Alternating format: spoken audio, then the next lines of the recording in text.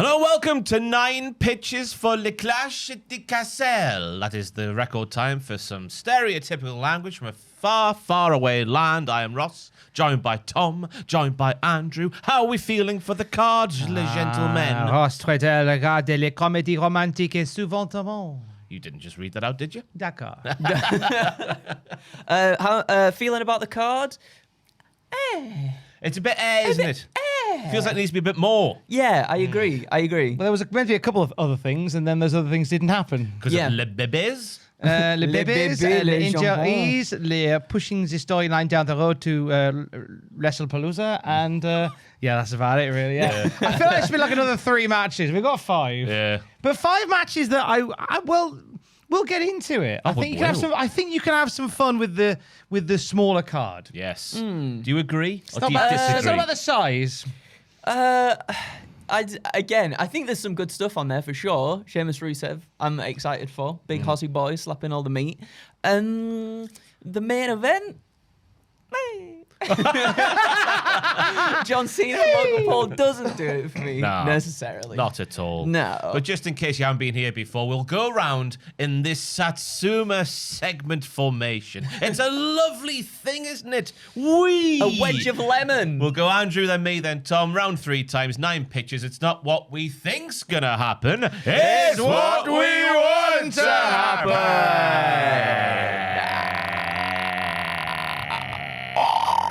Oh, Champs-Élysées. Oh, Champs-Élysées. Start, Andrew, start. Wow, this feels different. All right, then, I will start. And we're going to that match that I'm not super excited about. John Cena versus Logan Paul. It's main event o'clock, everybody. Both men stood in the middle of the ring as the announcer does that spiel for John Cena. When, out of nowhere, comes the right hook from Logan Paul. He lays John out straight away. He's down on the floor. What? Not the thing with the metal in its thing. Oh, yeah. Oh, the right hook, the big one. The big one. Jesus Christ. You look like, you know when Nick Frost is doing like his monkey impression in Shaun of the Dead? The way that the arm fell then looked really like That's not the first time we compare to Nick Frost. It wasn't the last.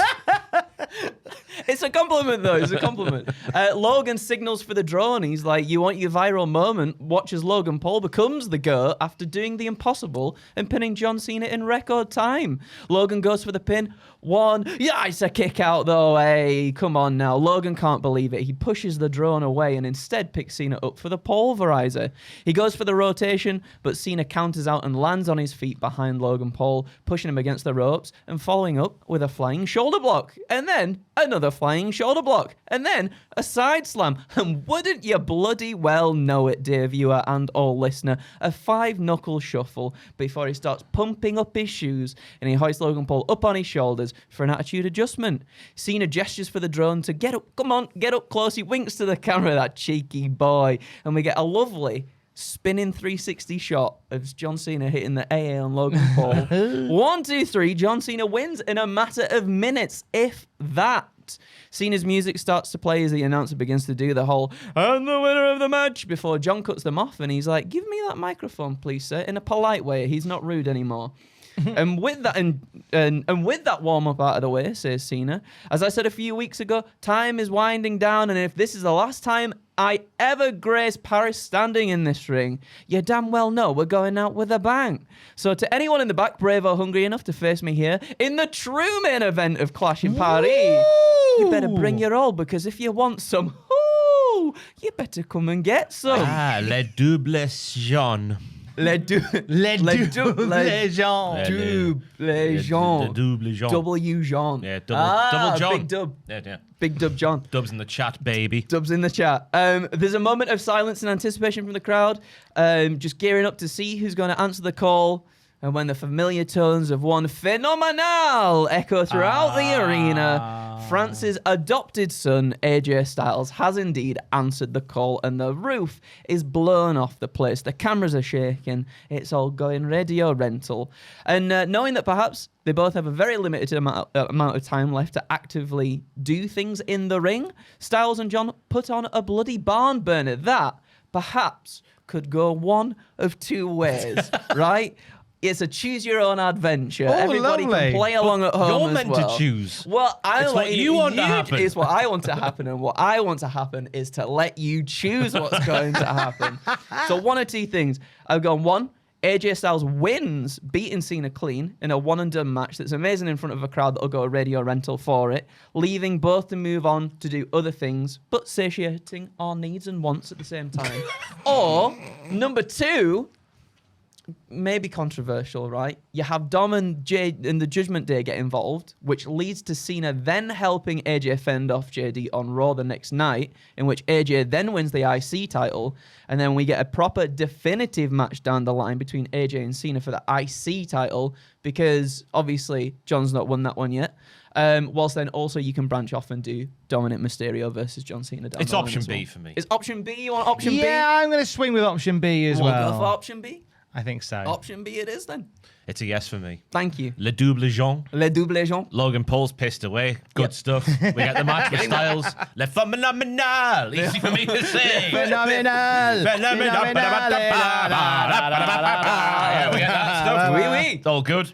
Yeah, très bien. Très bien. Big fan of that one. Thank Yeah, I liked. The Logan Paul John Cena main event. It doesn't set my world on fire, so I like that you give us the main event. Oh, yeah. and it doesn't take too long, and then you get it done, and then you can give us an actual main event for all those people that paid a ludicrous amount of money to be in that stadium. Right. as Give them well. something. It feels so. I know, obviously, he's getting the match on Raw in Paris as well the next night, but like, it feels so wrong not to have him on the card after the reaction that he got last year. Yeah. Just odd, just strange, Yes. just strange. Ross, Andrew. please, would you like to do your pitch, please? Thank you. I'm going to Becky Lynch versus Nikki Bella for the Women's Intercontinental Championship. We get to a portion of the match where Becky is on top and looking like retaining the title with ease, as her veteran opponent is not as good as she used to be, because that's how age works. Oh. But then all of a sudden, there ain't no stopping us now. We celebrate on the floor. Top down, we're ready to go. We're ready to go. The people across every nation come and have a give me some more. It's Omos with his new entrance. She comes down the ramp, does that unnamed assailant, with her wacky waving inflatable arm flailing tube men popping up round the ring to sort of dive into the ring and hit Becky Lynch on top of the head. Woo! It's like a nightmare, so it is. Yes, Bayley comes down to the ring dressed like she did all the way back in 2015. She does something silly and something fun towards Becky Lynch without causing a DQ, and then just scuttles back up the ramp doing a ooh thing from back in the day. You know what I'm talking about, Yeah, I don't know what you're doing. You chopped my nipple. you? Yeah. That's how excited we are. That's how excited we are.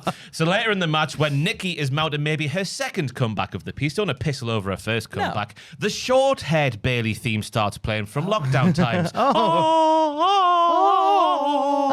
Da-da-na-na-na. You know the one. Ding dong. And she comes down dressed like she did in 2020, let's say. Bayley is here laughing maniacally and goading Nikki Bella before scuttling off without causing a disqualification once again. The match now appears to be nearing its conclusion, as Becky and Nikki are trading bombs all over the ring. Paramore's Misery Business starts playing, and Bayley appears in a half and half attire. It's half 2015, it's half 2020. And she's doing all like Io Sky's entrance mannerisms, like, oh God! I got it. I don't know. God. I don't You know what Io Sky does? You like when you have an ice cream that's a bit too cold. Bit too cold. Oh, God. You know what Io Sky does? I don't know if she does that. Andrew. When she gets a bit like frustrated. No, she I'm not does- talking about that Yeah, stuff. No, but When she's doing her when everything, she's she does a pose at the top. I right. know what you And then she mean. walks down going like, oh!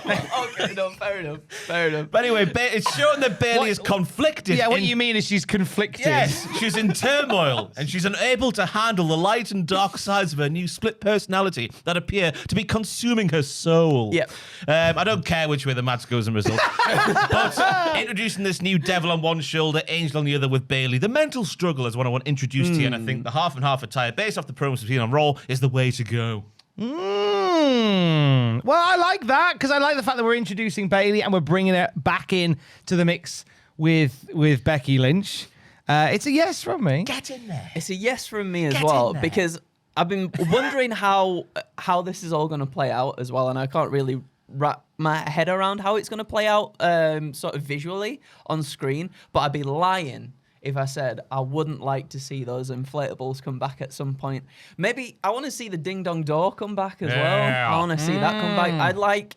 I like those aspects of each of the characters Bayley has been, so she can merge them together and get bloody Misery Business as an actual entrance. She said loads of times that she wants Paramount to do a song. I know. And I think the Misery Business is the one to go for. I mean, if it's gonna be Gargano's theme, wasn't it, for a while? Was it? I'm sure. Really? I'm sure Johnny Gargano. It might have been something I might have taken out of context. But I'm sure Johnny Gargano wanted Misery Business by Paramount for a bit. Maybe, but I know Bayley definitely wanted Misery Business by Paramount. Though. And I like it. Would you have her go on and win the IC title as well at some point in the future? Would, Andrew. Yes. But I'd crucially have her do like half her appearances as a face, half as a heel.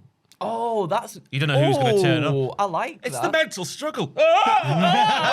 EO Sky's entrance. It's the EO Sky entrance. I know how you feel, love. That's EO Sky. We've all been there. We've all been there, love. No, I like it a lot. That's really, really good. Get it. Thomas Campbell. Well, I will do a Becky Lynch and Nikki Bella one as well while we're here. I'll do my... Trying to steal me thunder. Well, this is a very different type of pitch. So Becky Lynch unusually makes her entrance first as champion, which is a surprise. But she's in the ring waiting, and then here comes Nikki Bella. Look, but you can't touch, do my dance. And then she gets up to the ramp, and then she stops, and she beckons to the back. And we just suddenly hear, all aboard! It's Kelly Osbourne! Jesus Christ. I thought the man was coming back. That would be a silly... I don't do silly pitches. Foreshadowing. Kelly Osbourne comes out, and Kelly Osbourne is in the corner of Nikki Bella. Since that all happened on Raw, since it was a bit of a dicey, real bad situation, let's see if we can get some good from it. So Kelly Osbourne's in the corner. On a few occasions, she stops Becky Lynch from shenanigans in the match. At one point, she's using her feet on the ropes, try and pin her, and Kelly knocks her feet off. Yeah. At one point, Becky goes to get a kendo stick from under the ring, and then suddenly she realizes some resistance there, and it's Kelly Osbourne on the other end of it, pushes her away. Doesn't get properly physical, but Kelly Osbourne is there to make sure that the right is always the way. And anyway, despite all of the best efforts of Nikki Bella, she does come unstuck, goes for the rack attack, and then ends up getting rolled up. Schoolgirl by Becky Lynch, pulling on the tights, cheeky victory. And Becky Lynch retains the title. Afterwards, Kelly Osbourne gets into the ring and disputes what we've just seen. She cheated. She had the tights and all this. And then Becky's getting in the face of Kelly Osbourne, holding the belt like this. Hey, what are you going to do about it? What are you going to do about it? And Becky slaps the piss out of Kelly Osbourne right across the face. And Kelly Osbourne sinks in, thinks about it, and then grabs Becky Lynch by the hair. It looks like she's going to strike her. And then suddenly we hear again, all aboard! Sharon Osbourne comes down. Becky's trying to get out of there, but Nikki's holding her still. So they hold Becky Lynch in place, Kelly Osbourne and Nikki Bella. Sharon Osbourne gets in the ring. Bam! Manhandle slam to Becky Lynch by Sharon Osbourne. And then she reaches into her jacket pocket. She pulls out a toy bat. She takes the bat, like the little animal bat, not a baseball bat, a bat. She pushes it into Becky Lynch's mouth like Ted DiBiase did with money. Why not an actual dead bat? Sharon Osbourne. It's Sharon Osbourne. Well, it looks like it's like a those plasticky ones. It looks like it. Shoves it into unconscious Becky Lynch's mouth. A little calling card for the disrespect that she showed Birmingham's second favourite son, Ozzy Osbourne. Who's the first? Well, Les Ross from Les Ross in the Morning on BRMB. Weekdays from 7.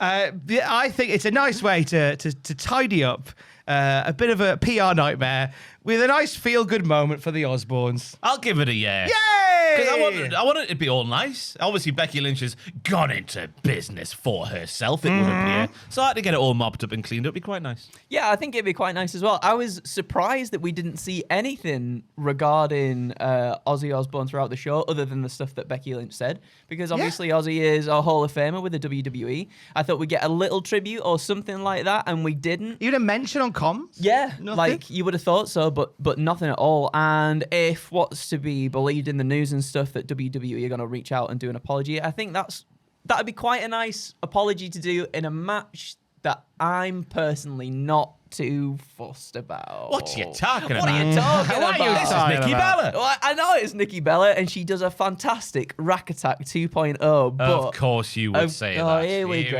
goes. It's a bloody Same every fantastic move. time. It's a fantastic move. It's a move. It's certainly a move. He can't help Certainly a move. himself, I can he? can't believe this. And but- yeah, so this is this kind of.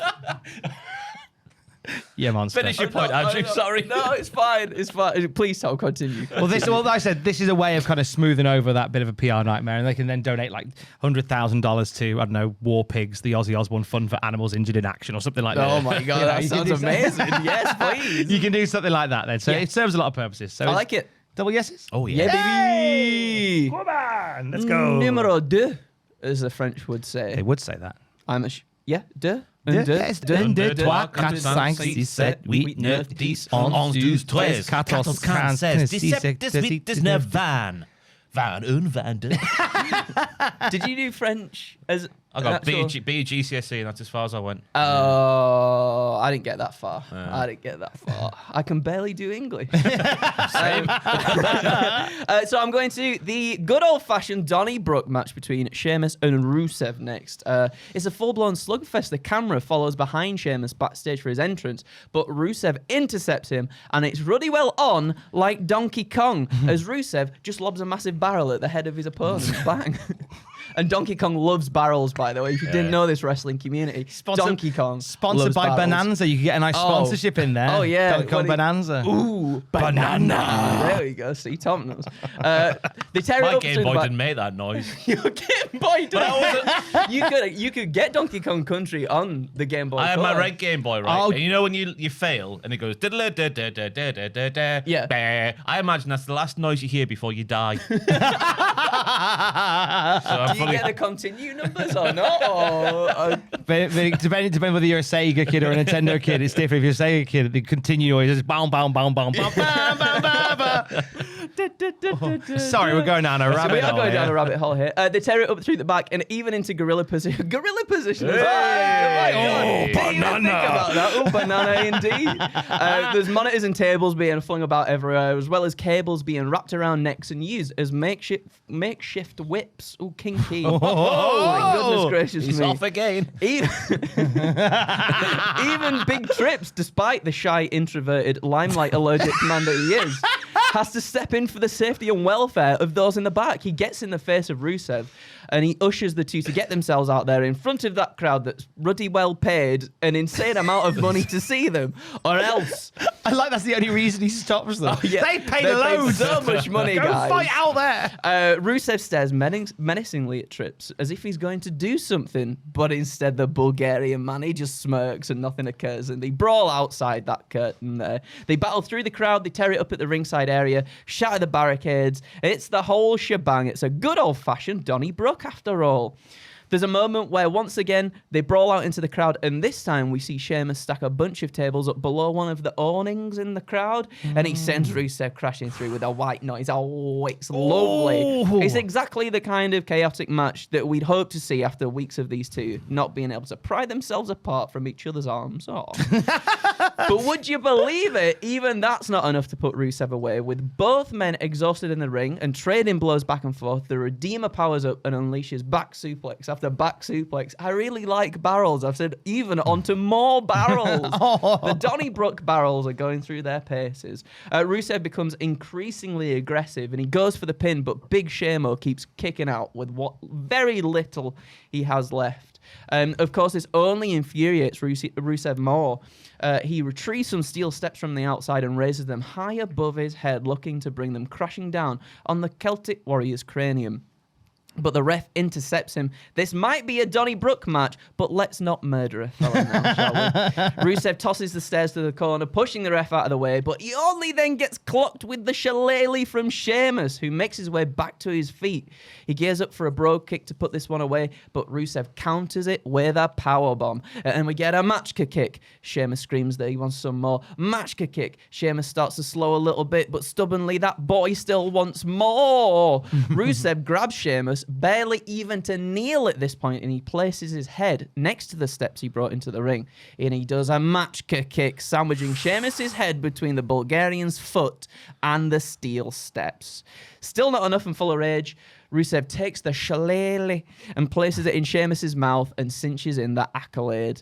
Sheamus passes out and Rusev gets the win, but he doesn't let go of the hold, and Sheamus is out cold. And with the ref unable to break the hold, out come the doctors, the refs, the backstage personnel, and even a concerned and shy Papa Trips. Oh, he hits the limelight. He's so shy. He gets in the face of Rusev again, angered by not only this, but what transpired earlier in the gorilla position too. And Rusev lets go of the hold as medics begin strapping Sheamus to a stretcher.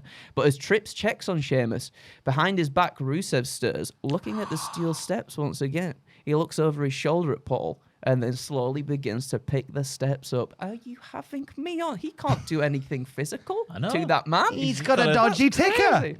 And that's when Ilya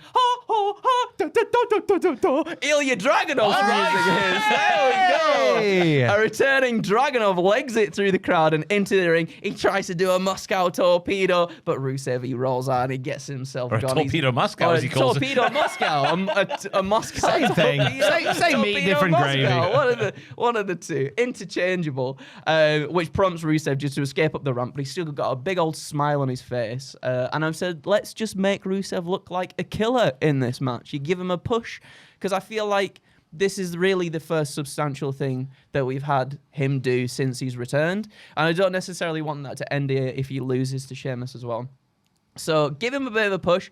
And then matches between him and Ilya, I think, would be very fun. Singles matches between Sheamus and Ilya would be quite nice too, especially if Sheamus is like, I didn't need any help, even though I was being carried away on a stretcher. I didn't need any help, Ilya, because those two, they had that, what was it, the IC title contenders match between Ilya, Sheamus, and Drew, and it was, oh my god, it was such a good match. And just to see them two going off on like a little singles thing, and also Rusev and Dragunov doing a little thing, maybe that then elevates them to the IC title picture, I guess, before maybe even going up a little bit further, I think will be quite nice. Yeah. It's yes from me, Andrew. Thank you. Seeing Rusev pushed up the card is what I would like to happen. Yeah. And also, I feel like going for the AEW sort of vibes with the promos. Him being in the room, not quite as good as what AEW is doing, let's be honest here. But they're getting that sort of way. And I think going deeper with a win and the promos, it's a winner. It's a winner. It's got to be a winner. Chicken dinner. I see yes from me as Thank well. I nearly did a Donnybrook pitch. Whoa! Whoa! Harry Potter. A little piece of paper flew away from Andrew there. I nearly did a Donnybrook pitch, but honest, I swear, as true as it sounds, all I could really figure out for it was at some point, Sheamus shoves a baguette up Rusev's ass. But that's about as far as I got with it. I thought, that's not strong enough for a pitch, really. I don't know. there would be some pitches, let me tell you, in trousers, perhaps. If somewhere you can incorporate Sheamus sticking a baguette up Rusev's ass, then it's Bulgarian chocolate. then it's a double yes from me. It's a weed. Bulgarian chocolate. Bulgarian chocolate. No, I enjoyed the wild and wooliness. And the nice thing is about a small card like this is it will have time to breathe and you can do a longer match like that and it gives them the energy. And also, what a lovely way to bring back Ilya Dragunov. Oh, yes. I'm excited to see him back. Did you hear Andrew sing his theme there, Jill? Ilya Dragunov's? I was meant to say Joel's favourite wrestler, Ilya Dragunov. I completely forgot. Joel's favourite wrestler. But yeah, there we go. Lovely. Lovely. I am going towards. We should turn that fan off. Yeah, just calm down. The four-way for the World Heavyweight Championship, and I'm ready to shake things up, baby. I don't know how to write that one down. This one is a straightforward pitch, but the ends really make the basic means more than worthwhile, in my humble opinion. Again, that's a pointless sentence I've written down. We get all the goons and whistles you would expect from this one, with Breaker and Bronson and Roman Reigns, despite their earlier match together, all getting involved with the goons, obviously trying to help make Rollins win, but they are thwarted and end up being shot with a tranquilizer gun by Jimmy Uso, who was sat up higher in the rafters looking to help his brother out. Maybe not that last bit, but anyway, the goons and Reigns are laid out. This is your second pitch. It's about 3 months that involves somebody with a tranquilizer dart. Oh, yes. Oh, yes. I want the Big Show to come back, Are we playing Ross 9 No. pitches bingo at home? Now, if we get someone with a balaclava in this match, then now Is that a bingo then? Oh my god, Not this one. Okay. I wouldn't dare do a balaclava here. Maybe it'll last bit about the tranquilize, but anyway, the point is that Reigns and the goons are laid out and they're down. With the goons down, we get a finisher spamming from the people actually involved in the match. A Rollins stomp to Knight, a Jay super kick to Rollins, a Punk GTS to Jay. You see how it's sequential? 1-2, Punk's gonna do it, but no! A person in a balaclava. He's done it! And balaclavas in one pit. He's done it!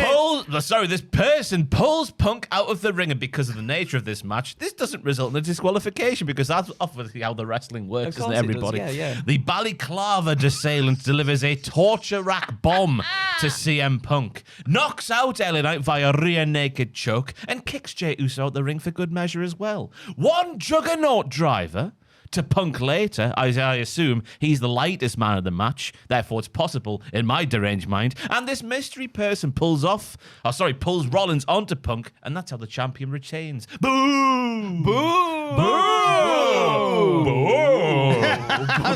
I'm so confused. The hood is pulled off, and it's Jordan Grace. Oh! Who crucially has no effing feelings. She's here to kill folk. She's the newest member of the Vision, and I reckon I'm doing this pitch because after the weekend, watching her lose to Blake Monroe, they've made a right mess of her in NXT. Oh, all my little Jordans. It's been such a tough time trying to fit in. No! Look at her muscles. Just have her flatten, folk. That's all I'm asking. It's really simple. Yes, so I think they lost to Blake. Obviously, I wrote this one before this week's NXT. So I was like, yes, the loss to Blake Monroe gives us the perfect chance for it to go to the main roster and just tear poo up. Yeah. But obviously, we're not going to do that now. But that's what I want to happen. Jordan Grace being the female member of the Vision coming out of the show. Yeah. Yes, from me, sir. Yes. F her feelings. I don't know why. He said, F her feelings. Ha ha ha ha ha ha ha ha.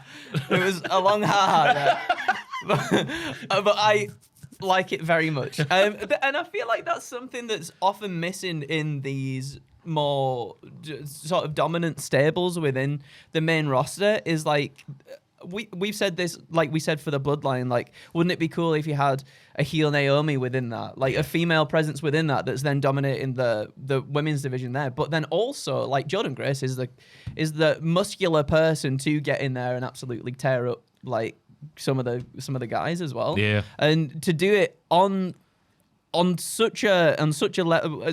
within such a stable as that's already got like so many main event talent solidified in there already, but ones that they're also growing and actively saying like this is the future of the company. To be within that, I think it'd be very, very good for her. I just hate how they try and make these superhuman people relatable for people like me. I just don't How make is them it possible? Remember how Bobby Lashley going, "Oh, my sisters would take me to a field and hit me with a branch." Your Just look sisters at not him do rip that? people's head off. Yes, he Yeah. did. When Max Caster was his sister, do you remember? Yeah, He looked I on the remember. camera looking all sad. Yeah. Just have them flex their muscles and rip people's heads off. They just don't, especially with the female roster where they just don't, for some reason, pull the trigger on someone like Zarya, who came in, was just like, I have destroyed an entire city to be here. Here I am with my bestie, Sol Ruka. Like, what is that? Yeah. And then with Jordan Grace, it's just like, as you say, all my feelings, and I got bullet. Shut up! Beat people up! Yes. It's not Jordan! hard. It's not hard. It's not, is it? Well, not it is hard for at them all. though. Yeah. But it's not for us. No. We're the creative We're geniuses. geniuses, here. yeah. We are the creative geniuses. Tom, what's your third genius? Here is another slice of creative genius. Shine retiring, Paul Triple H Levesque comes out and he goes, look, I'm sorry, I don't like to do this very often, but needed to come out and just say, we've broken an all-time gate record of $8 billion. Yay for capitalism! But not only that, but he also declares this very day in Lyon, he declared, we're in Lyon, aren't we? No, we're in Paris. Paris. Paris. Oh, Clash in Paris. The clue is in there.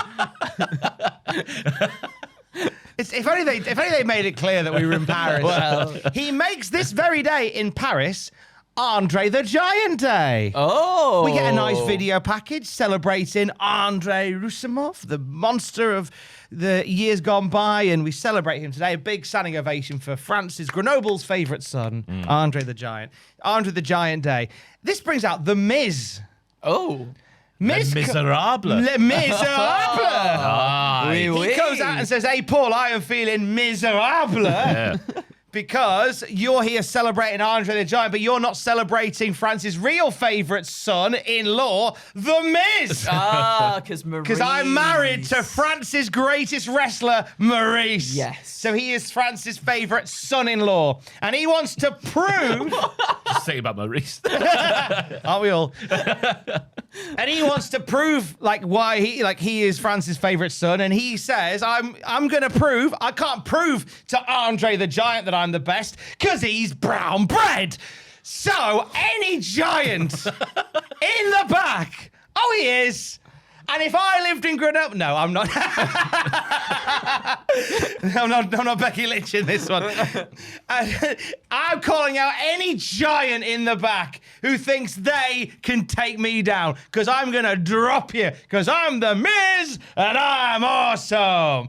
Calling out a giant, this would be a really obvious time to bring out Omos. To really strap the rocket to Omos, But you're wouldn't not it? gonna do that, are But you? we're not doing that. Oh, no. Because Paul Triple H, the Becky's in the ring. But instead, waiting for a giant, and we just hear dum dum dum dum dum ha dum dum It's Oba bloody Femi, the NXT champion, marches to the ring. Crowd love this. They're all getting in with the Oba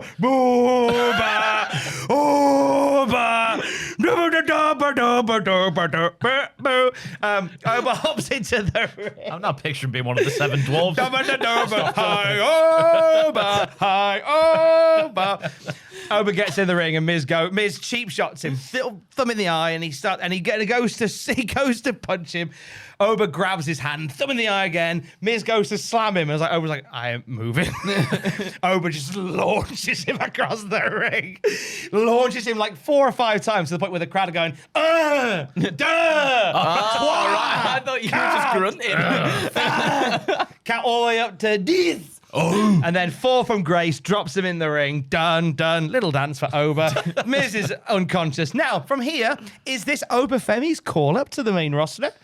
But he's the champion, Tom. Exactly. This is one of these things that WWE can do just to test, to see how well it goes down in front of a live crowd. A little showcase for Oba to go, he looked good there, crowd pop from there, get that belt lost to someone in the dark state, or Ricky Saint. And we'll see you in a bit. So it's more just a little showcase to celebrate Andre the Giant by using Andre's name with a modern day giant in a nice context in France. It's a yes from me. It's a great Yay! time. I want to see Oba dip his toe on the main roster. It's time. Same. I'm surprised it's not happened already, because usually you get the Raw after Mania or something, and you tend to get NXT talent that pop up and do stuff. And I thought Oba would have been a surefire person to pop up for something like that. Well, the men's main event roster in NXT is so wafer thin. Yeah. They Yeah, can't that's spare very him at the true. moment. They need to make Oba's name bigger by having him be on the main roster and beat up the Miz. Make it a little bit stronger from within, if that makes sense. There you go. And then he's got something when he does move over anyway. you Just can a little pick that bit of up. something there as well. So, yeah, I like that as well. How does Oba drop the belt?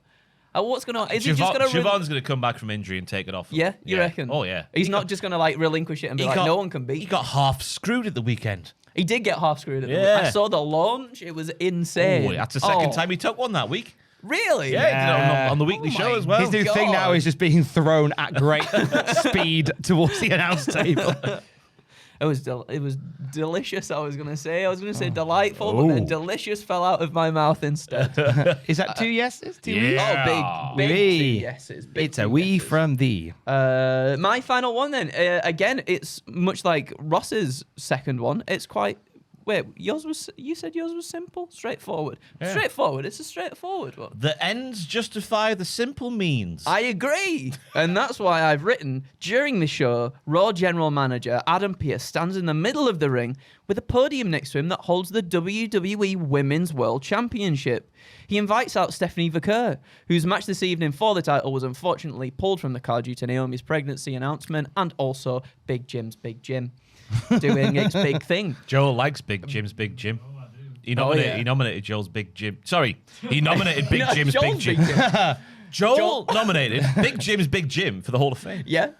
It might win. It might win. Find out on the podcast this week. Big Jim might win. Where was I? Pregnancy. There we go. Pierce says that whilst the match may have been cancelled, it would be a shame if, on what would have been the biggest night and opportunity of her career, Stephanie couldn't address the crowd in Paris to soak up the atmosphere from the audience. Stephanie promises the crowd that not if, but when she becomes Women's World Champion, whoever her opponent may be, she'll be back to put on a performance of a lifetime for all those that were excited to see her wrestle this evening. Big babyface promo to give the crowd a little tiny bit of something.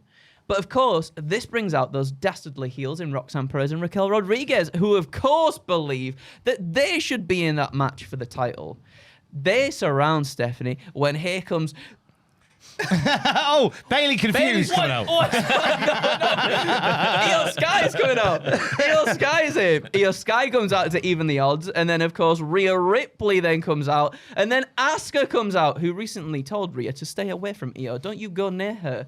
And wouldn't you know it, things escalate into a brawl with Adam Pearce caught in the middle of it. But he's not a dafty. In fact, he even says that he had a feeling that this would happen and even hoped it would happen, because here's the bloody deal, everybody. There will be no tournament or anything to determine a winner for the foreseeable future. There's going to be no tournament to determine who's going to face Stephanie Vaquer. Instead, he's a man of his word. Stephanie will get her match tonight. Oh! Adam signals to the ceiling as a cable descends down from the heavens and the referees come spilling out from the back holding a certain number a certain number of certain objects, because tonight it's a 6-way ladder match for the Women's World Championship. Get it done. With these Get Roche, it you booked. are really spoiling us, Ambassador. Come on Who are now. the 6 then? Steve? So Roxanne? Steve. Raquel? Steve Vicker? Steve. It's Gilligan Steve. Steve Vaquer. Velcro. So we got Steph, we got Roxanne, we've got Raquel, we've got Rhea, Io, and Asuka. And I'm gonna say Stephanie Vaquer wins it as well. Give us something a little bit different in that women's main roster title scene. Get it done quickly. That's Get the way I done. like it. Done into six. Because I feel bad. Get it done quickly and then we can get back to watching the footy. That's how we like it. I just feel bad for Stephanie. I feel like they could have done anything on this card to just give her a match and then determine a new women's world champion. And the fact that they were just like, no, unfortunately, it's not happening, just seems a little bit lazy. I need another week to sort out your opponent. Yeah. Ooh, I'm Adam Pearce, an alcoholic.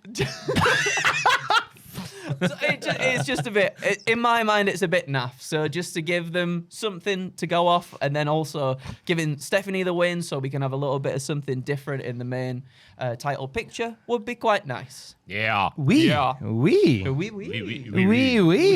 I like. Yeah, I think Santé. it's a card that really needs some beef added very late into the day, and I think a 6-way ladder match is the beef I want to see. Wow. Devil's kiss on the ladders again.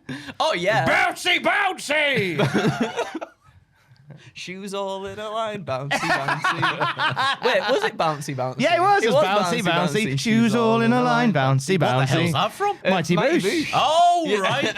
I think that's what Wade Barrett's calling back, isn't Yeah, it? it must be. Maybe. I love the I Mighty think he's Boosh. just saying bouncy, bouncy. It's a because of cornucopia other of things. filth. Yeah, He's a horny man. he's a horny man. We're at a bit of a lull point at the show for my third pitch after advert number 763. And Kel Surprise, AJ Styles heads for the ring to an enormous pop because he is the phenomenal one. And France just bloody loves the word phenomenal. Styles gets on the mic and says, "You can't have Clash in Paris without Le Master of Le Styles Clash in Paris." The French community. The French community. The French community. Now I'm taking on Dom again for the IC title tomorrow night on Raw, but I want a bit of a tune-up match because je suis phenomenal. So if anyone backstage wants to take me on, go on then. Let's have it, yeah. Let have it, Yeah. Now I've got no idea if he's well or if he's not, but it's what we want to happen. Yeah. Ely Dragunov is the one who appears. And while these two batter the piss out of each other for a while, and it's a bloody good match, let me tell you, dear viewer. Eventually, after enough hard-hitting action where it leaves us smiling and satisfied, some stereotypically French music starts playing. Oh. Do, do, do, do, do, do, do, do. That's like John Cena for a second. That's an accordion there. Oh, sorry. You're channeling the theme tune from Allo Allo. I am, yes. Listen carefully, I shall say this only once. Oh, René. And I'll try and not butcher this. And, qui est le sort du ciel? Who's that jumping out the sky? But in French, it's Le Grande Américain. Oh! The giant French cousin of El Grande Americano, because Andre the Giant was pretty tall and French. He's here and causes the DQ finish before scuttling to the top of the ramp. Well, Le Grande Americain. I think that's how you meant to say American? it. American. It's C-A-I-N at the end. American. I could not tell you. Anyway, he's celebrating with Dom at the top of the ramp, like the Zinedine Zidane and Didier Deschamps bringing home the World Cup in 1998. This obviously adds a bit more petrol to the fire for Styles' match with Dom on Raw, but also gives us a humping match on the card, which is a bit sparse to say the least, and also brings back Ilya and immediately slots him into the IC title picture because this French luchador put his hands on him. Oh! Who is and the identity of Le Grande? Omos is under. It's got to be tall. We're limited for options. Yeah, that's It's a true. We're limited for brilliant choice. I thought it might have been Omos, but then you described them as, quote, scuttling up the ramp. I couldn't imagine Omos fast boy. scuttling. He's got fast feet. Yeah. Twinkle Toes Flintstone. And the best thing is, he's got this like thing on his wrist, and he goes, "Hiya!" And then that little lad from AAA comes out of the wristband like a little weapon. Like a little weapon. Like a little weapon. I've You're a forgotten his little name. weapon. I'm stalling for time. What was his name? The little lad that was in there with Omos. Microman. Microman. Microman. There you go. El Grande American and Le Micromane. They, Like a weapon. A little cannonball. Yeah. A little cannonball. Yeah. She's Just shoots out his wrist. His powerful wrist. I think he shoots Microman, and then Microman does that, and an even smaller Microman comes out. Just a wrestling figure comes out. And then the wrestling figure does that, and he's got a gun. Anyway, Mary. Are we gonna give like Omos like a little one of their curly anything mustache? stereotypical or slightly racist Yeah. you want to do, Andrew? We'll go. Well, Black and I'm white just top, saying, Baguettes, Go- onions. It's Go- WWE. It's WWE. He's on a so- bicyclette. But I like it. Christ. I like it a lot. If we see Omos one day in that costume, I will be a happy boy. Clearly the French cousin of El Grande Americano. Clearly. Fabulous. 10 on 10. Right. Omos is not featured in my third and final shift. It is Bronson Reed and Roman Reigns. Hey. They're having a match because Bronson Reed has been a little shoe thief. He loves shoes. He's been stealing shoes to create his own Shulafala. Or so we believe, because we find out tonight from Paul Heyman. We will reveal to the world why Bronson Reed has been taking the shoes of the former tribal chief. And I will say this, the reason is super. Thank you very much. So it's Bronson and Roman. They have themselves a knockdown, drag-out brawl. Roman goes to spear Bronson Reed. Ooh-ar! Ambrosiar. Goes towards him. Bronson pulls the ref in the way. Ref gets speared. Ruh-roh, Raggy. And all ref's down. And all of a sudden, Roman Reigns is like, right, okay, I can't pin him. What am I going to do? And suddenly, Roman turns and he's distracted because someone's caught his eye. Who's just stepped into the ring wearing his shoes. It looks like Roman Reigns, but very far away. And he can't put his finger on. And he realizes what he's looking at. Wearing his shoes is a 4-foot-tall clone of Roman Reigns. It turns out they have been stealing the shoes in order to clone Roman Reigns. Makes total sense. He looks just like him, but he's 4 foot. It hasn't quite worked. And Roman's like, what? And then this little 4-foot Roman Reigns goes, ooh, runs at him, spears him. It's zero effective. Roman just stands there. But another one appears with a chair, a big-sized chair, whacks the back of Roman. Another 4-foot Roman Reigns appears behind Roman. It's like Gulliver's Travels. Yeah, Roman turns around and goes, funny you say that. Roman turns around and goes, Oh, no. what's that? And then realizes that they're all coming from under the ring now. 7, 8, 9, 10 little Roman Reigns all getting into the ring, and they all pile and overwhelm Roman Reigns. He can't fight back. There's too many of them, to the point where one of them brings out some fishing wire, brings out some rope and starts tying Roman Reigns to the ring. Shoelaces. Could be shoelaces. So bring It out does the look like shoelaces. Roman Reigns is tied to the ring. He can't move anywhere. I like Gulliver's Travels. At which point they all sort of scuttle out and they just stand around the ringside area, and Roman Reigns, tied up in the middle of the ring, is wide open for. It looks like Bronson Reed's going up for a tsunami, but then he bellows, "Give me your shoes!" To which all the clones throw their shoes at him. He wraps them all around him to deliver the most devastating finisher known to man, the Shoonami! Yeah, that's what we're waiting for. Yeah. 1, 2, 3, and Roman is defeated by Bronson Reed and his new Roman army. The Roman army. The Roman army. And so from here on in, Roman. So you've now got in the vision. You've got Paul Heyman. You've got Seth Rollins, you've got Bron Breakker, you've got Bronson Reed, and 97 4-foot clones of Roman Reigns. Yeah. I think that's a nice move on from the story. And I think also it assures that the Bloodline saga will go on for many, many more years to come. Because as the actual Bloodline thins out, we will always be able to clone more. Yeah. And then Big Jim's Little Jim can take them all out in 20 years. Well, there you go. With a tranquilizer I mean gun. that's it. We can play the long game with this now. We can really play the long game. Is that not a disqualification? What's happened there? Well, the ref got knocked down, didn't he? Oh, right, yeah. The ref missed all of this. Mike did you Chioda's the forget? referee again. Mike Chioda. WrestleMania 17. You got to say yes, haven't you? Of course you do. In fact, no, you're going to say no.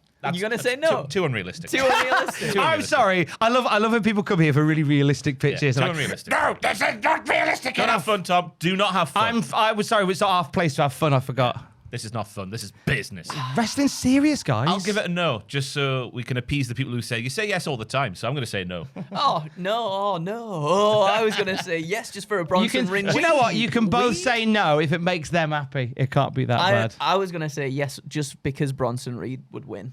And I want Bronson Reed to win. Oh, fair enough. Personally. Yeah. Well, I'll tell you what, then, if you forgo all the stuff in the middle and it just focus the on the bit best that bit. Bronson, That's but the focus on the fact that Bronson Reed wins. Just having a very dry sandwich. Yeah. No butter for me. The bit I actually missed out from this final pitch would have just pushed it over the edge. I realised that basically now Roman Reigns has all his shoes stolen, so he comes out wearing cornflake boxes. Also a reason to give it a yes, clearly. He's just annoyed. He just got cornflake boxes on his feet. Bronson Reed wins. Big yes from me. Hey! Massive no from me. That's fine. Go on the nose. Thank you for joining us today. That was 9 pitches for Clash in Paris, not Leon. Not Leon. Paris. Who would have thought it was Leon? What a stupid thing to say. Let us know your pitches down below. I'm sure Joel will read them all and critique them like he loves to do on Letterboxd. Of course, over here at Cultaholic Wrestling, this pay-per-view week, so we do have the pitches going live as you're watching right now, probably. And then we have the predictions tomorrow with Andrew and Lissam. Yep, and then we'll have the live stream on Sunday. It's a Sunday PLE and not a Saturday one. Over at youtube.com/cultaholic/live. I believe time subject to change. I believe the pre-show is probably going to be about 5 p.m. BST. Lovely. And main card at about 7 p.m. So be there with us and have a good time. And then coming out with the show, you got What Happened At with Thomas Campbell Esquire. And then I'll be on WTF duty on the Patreon next week at some point. That's it, isn't it? That's the all one. the bells and whistles done for. Thanks for watching. Remember the golden rule, everybody. Life's a pitch. Oh, I forgot that. And then you die. I forgot it last week as well. Life sucks and you die. That's one of them. You live and you die. It's crap, isn't it? You live and you die. It's crap, innit? Bye, everyone. Bye.